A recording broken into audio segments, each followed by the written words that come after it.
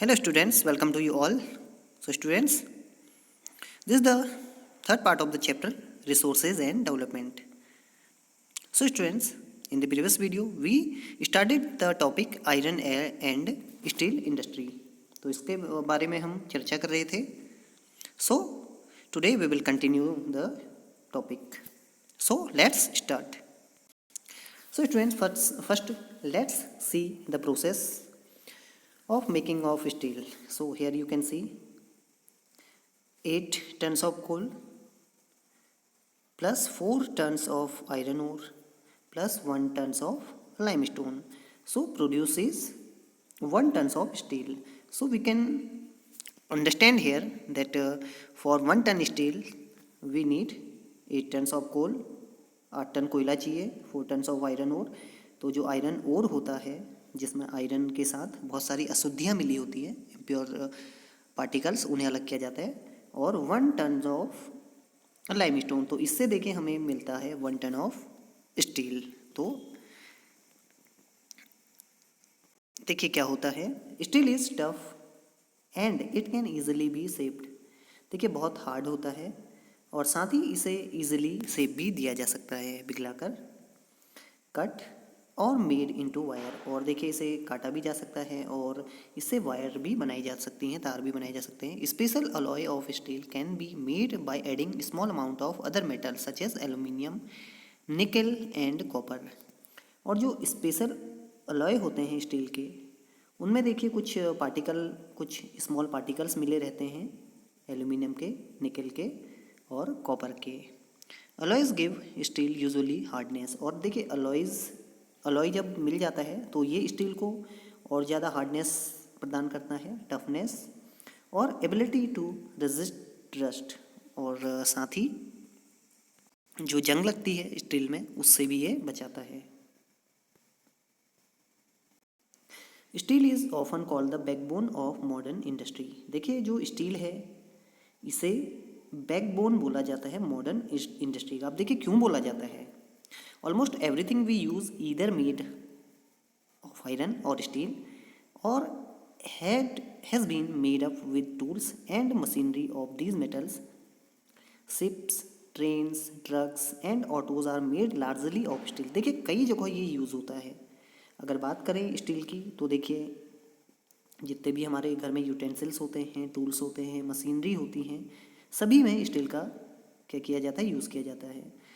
Ships, बड़ी बड़ी ships आपने देखी होंगी, ट्रेन, ट्रक्स और जितने भी ऑटोमोबाइल्स हैं सभी में स्टील का बहुत बड़े पैमाने पर यूज़ होता है.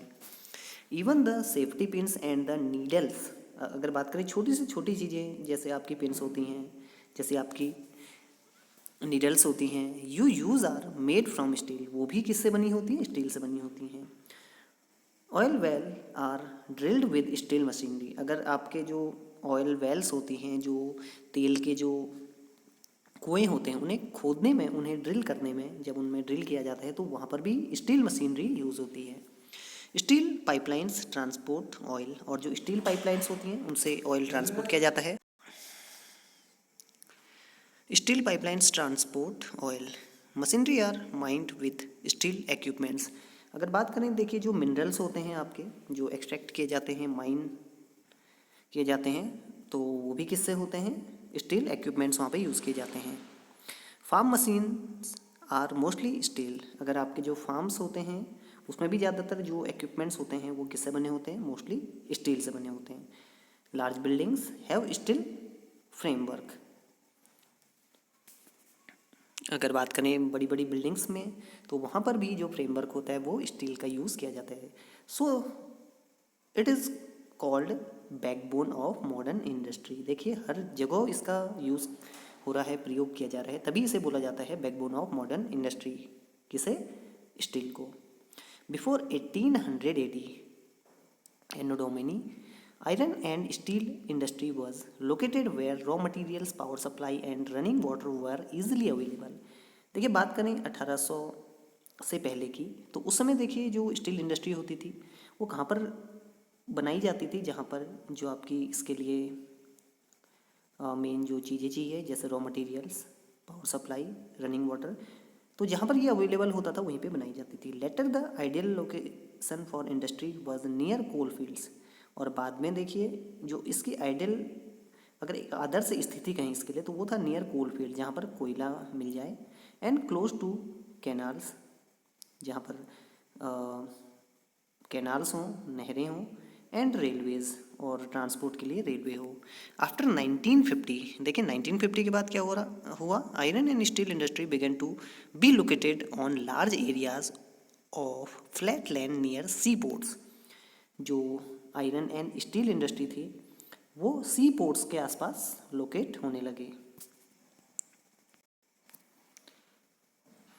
This is because by this time steel works has become very large and iron ore had to be imported from overseas।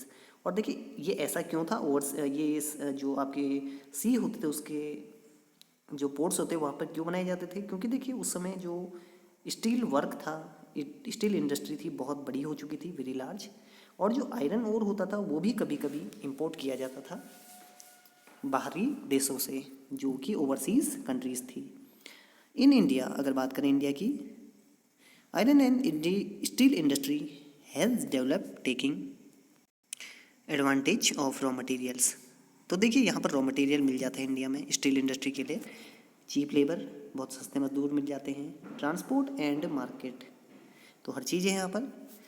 All the important steel producing centres such as Bhilai, अगर बात करें इंडिया की तो यहाँ पर आपका भिलाई है, Durgapur, Burnpur, Jamshedpur, Rourkela, Bokaro are situated in a region that spread over 4 state. तो देखिए ये ऐसे रीजन्स में हैं जो 4 से ज़्यादा राज्यों में फैले हुए हैं, वेस्ट बंगाल, झारखंड, उड़ीसा एंड छत्तीसगढ़, तो ये सब यहीं आपको मिलेंगे। Bhadravati and Vijayanagar in Karnataka, Visakhapatnam in Andhra Pradesh, Salem in Tamil Nadu are other important steel centres utilizing local resources. तो देखिए ये भी क्या हैं, स्टील के जो सेंटर्स हैं, जो लोकल रिसोर्सेज जहाँ पर उन्हें यूटिलाइज किया जाता है। So let's have a look at Jamshedpur. देखिए जो जमशेदपुर था इसके बारे में जानते हैं। बिफोर 1947, आज़ादी से पहले, there was only 1 iron and steel plant in the country. देखिए आज़ादी से पहले केवल एक जो आपका आयरन एंड स्टील प्लांट था वो था पूरे कंट्री में, Tata iron and steel company limited, जिसे बोला जाता है टिस्को। टिस्को का फुल फॉर्म क्या है, Tata iron and steel company limited. It was privately owned, ये व्यक्तिगत थी अधिकार में। After independence the government took the initiative and set up several iron and steel plants. लेकिन आज़ादी के बाद जो गवर्नमेंट थी उन्होंने भी शुरुआत की और कई सारी आयरन और स्टील प्लांट्स यहाँ पर इस्टेब्लिश किए। टिस्को वॉज स्टार्टेड इन 1907 में स्टार्ट हुआ at Sakchi near the confluence of the river Subarnarekha and Kharkai. तो इन दोनों रिवर्स के इन्फ्लुएंस पे ये था आपका, कहाँ पर था ये, झारखंड में। Later of Sakchi was renamed as Jamshedpur. तो सेकची का बाद में नाम क्या हो गया था, Jamshedpur. Geographically Jamshedpur is the most conventionally situated iron and steel centre in the country. और बात करें अगर जियोग्राफिकली, अगर भौगोलिक रूप में इसकी जो स्थिति है, तो जमशेदपुर देखिए पूरे कंट्री में सबसे ज़्यादा जो सुविधाजनक है आयरन एंड स्टील सेंटर के रूप में, तो उसके रूप में ये सबसे सुविधाजनक है। Sakchi was chosen to setup the iron steel plants for several reasons. देखिए साकची को जिसे बाद में बोला गया, कहा गया जमशेदपुर, तो इसे स्टील प्लांट के लिए क्यों चुना गया, तो इसके कई कारण हैं। This place was only 35 kilometre away from Kalimati station on the Bengal Nagpur railway line. तो जो आपका बंगाल नागपुर रेलवे लाइन है तो वहाँ पर आपका कौन सा है, कालीमती स्टेशन, तो वहाँ से ये केवल 32 किलोमीटर दूर है। It was chosen to the iron ore coal and manganese deposits as well as to Kolkata which provided a large market. तो यहाँ पर देखिए रॉ मटेरियल भी काफ़ी नज़दीक में मिल जाता है कोलकाता में। TISCO gets coal from Jharia of coal field. देखिए बहुत बड़ा है ये झरिया जो है आपका कोल फील्ड, जहाँ से कोयला निकाला जाता है, तो वहाँ से ये कोयला लेता है। एंड आयरन और limestone, dolomite and manganese from Odisha. और बाकी इसके अलावा बात करें अगर आयरन और की, limestone, dolomite, manganese from Odisha and Chhattisgarh. तो छत्तीसगढ़ और ओडिशा से बाकी रॉ मटेरियल मिलते हैं। The Kharkai and Subarnarekha rivers ensure sufficient water supply. और जैसा कि आपको बताया, it is located in friends of the two river Kharkai and Subarnarekha. So these two rivers provided sufficient water supply. तो पानी भी मिल जाता है इन दो रिवर से। Government initiatives provides adequate capital for its later development. और देखिए इसके साथ ही जो सरकार थी उसके कुछ इनिशिएटिव से इसे काफ़ी ज़्यादा फायदा भी हुआ। In Jamshedpur several other industries plants were set up after TISCO. देखिए जमशेदपुर सागची जिसे पहले बोला जाता था, तो आफ्टर टिस्को यहाँ पर और भी इंडस्ट्रीज़ क्या हुई, खुली, इस्टेब्लिश हुई। दे प्रोड्यूस केमिकल्स, जिनमें देखिए क्या क्या बनते थे केमिकल्स, लोकोमोटिव पार्ट्स जो रेलवे पार्ट्स होते हैं, एग्रीकल्चरल इक्विपमेंट्स जो खेती के यंत्र होते हैं, machinery, tin plates, cable and wire. तो ये इंडस्ट्रीज भी यहाँ पर डेवलप हुई after TISCO. The development of iron and steel industry open the doors to rapid industrial development in India. तो देखिए आयरन और स्टील इंडस्ट्री के खुलने से जो इंडिया था यहाँ पर इंडस्ट्रियल डेवलपमेंट में क्या हुआ, रैपिडली प्रोग्रेस हुई। Almost all sectors of Indian industry depend heavily on the iron and steel industry for their basic infrastructure. और आपको जैसा कि बताया गया था कि जो मॉडर्न इंडस्ट्री है उसकी बैकबोन कहा जाता है, क्योंकि स्टील से बनी हुई चीज़ें लगभग सभी जगह यूज़ की जाती हैं। तो बाकी इंडस्ट्रीज भी इस पर डिपेंड थी। The Indian iron and steel industry consists of large integrated steel plants as well as many steel mills. It also includes secondary producers, rolling mills and ancillary industries. So students, ये जो steel industry थी इससे काफ़ी छोटे छोटे industries को भी बहुत फ़ायदा हुआ, जिसमें आपके सेकेंडरी प्रोड्यूसर्स भी शामिल थे और रोलिंग मिल्स भी शामिल थे। So let's know about Pittsburgh. It is an important steel city of the United States of America. तो USA में है ये आपका पिट्सबर्ग, और ये क्या है, steel city. The steel industry at Pittsburgh enjoys locational advantages. देखिए इसकी लोकेशन ऐसी है कि ये आयरन एंड स्टील इंडस्ट्री के लिए एक बहुत ही अच्छी लोकेशन है इसकी। Some of the raw material such as coal is available locally. जो कोल होता है रॉ मटेरियल वो लोकल ही मिल जाता है।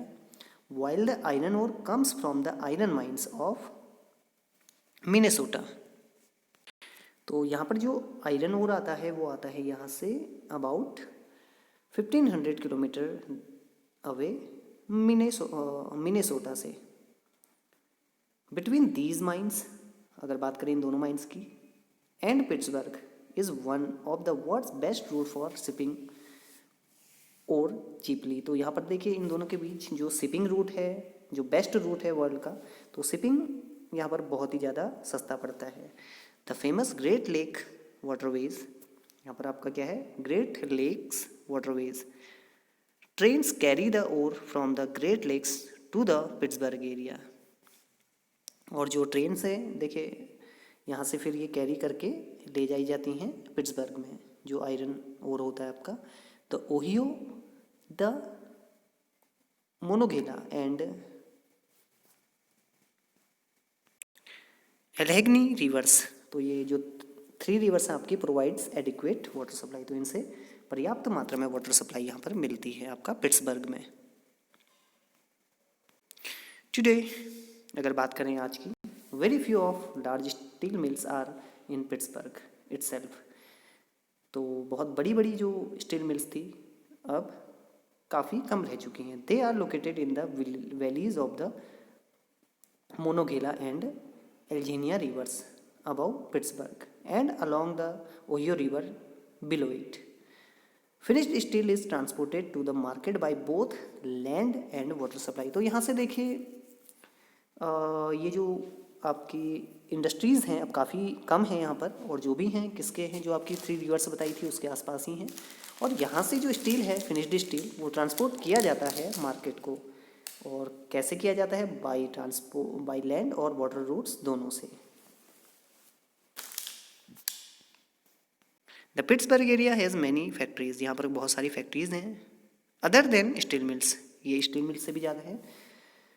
These are steel as their raw materials to make many different products such as railboard equipments, heavy machinery and rails। तो यहाँ पर देखिए जो अदर फैक्ट्रीज हैं तो वो बहुत सारे इक्विपमेंट्स बनाते हैं, जैसे railroad equipments, heavy machinery and rails, तो ये वहाँ पर बनाए जाते हैं। So students, let's know about the Great Lakes name.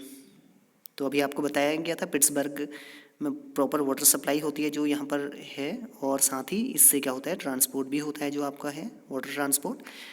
So let's know about the names of the reverse. तो जो आपका लेक्स जो है आपकी ग्रेट लेक्स, तो वो हैं आपकी Superior lake, Huron, Ontario, Michigan and Erie. तो ये आपकी जो 5 रिवर्स हैं इनसे मिलके बनता है आपका 5 लेक्स हैं, इनसे इन्हें बोला जाता है Great Lakes. Lake Superior is the largest of these 5 lakes. इसमें सबसे जो बड़ी लेक है वो कौन सी है? Lake Superior. आपको I hope you understood it. It lies higher upstream than others. तो ये सबसे इन पे ऊंचाई पे है। So students, this was the third part of the chapter, and you knew about the iron and steel industry. So in the next video we will study about cotton textile industry.